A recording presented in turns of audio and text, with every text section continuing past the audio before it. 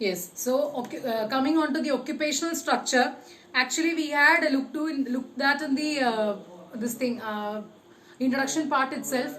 Agricultural sector, or most of the people, more than 85% of the people was engaged in the agricultural sector, or they were finding their livelihood from the agricultural sector. So, the manufacturing and the service sectors accounted for only 10 to 15 percentage. And another striking aspect was the regional variation. That is, the you can see the whole country was divided into parts. So partly the occupational structure changed. In some places it was service sector which was more dominant. In some places it was the agricultural sector more dominant. It was like that. So it was fragmented, right? So all these contributed to the what you can say an uneven workforce of the country. So however, there had been an increase in the share of workforce in agriculture during the same time in states of Orissa, Rajasthan and Punjab. So you can clearly see here that more of the North Indian states contributed to the agricultural sector. In our case and all, in southern parts of the country and all, it was more of industrial sector. So we were more of contributing to the handicraft sector, handicraft industries, cotton industry, silk industry, all such things. Now that was the occupational structure. Then comes to the infrastructural facilities. So if you look through in 1850s, the most important contribution of British was the introduction of railways.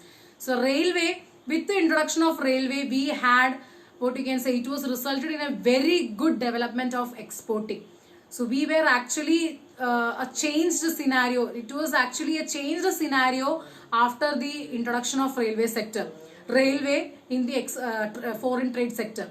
So the introduction of Suez Canal, all such things contributed very positively to the introduction development of the Indian economy.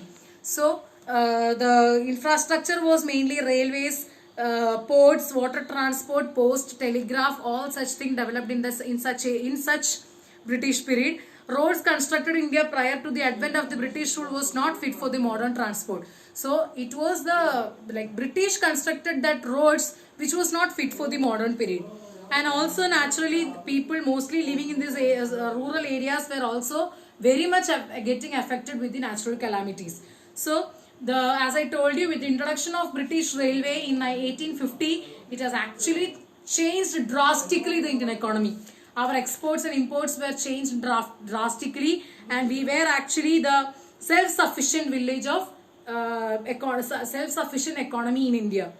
Then it had the contribution of railway had again twofold development, twofold aim. The one was to undertake long distance travel and thereby to break the geographical and cultural barriers.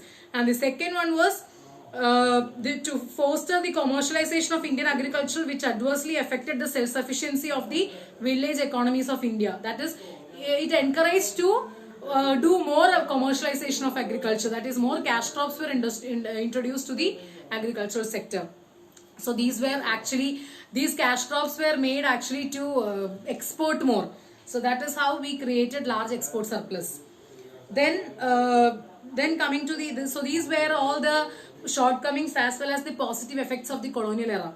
So coming to the conclusion, to conclude in one sentence, I can say the Indian economy before independence was in a stagnant situation or in an alarming situation, which forced Indian economy to be a independent country, and we acquired independence in 1947 April 15. So just take notes wherever you need. Pause the video, you just take the notes.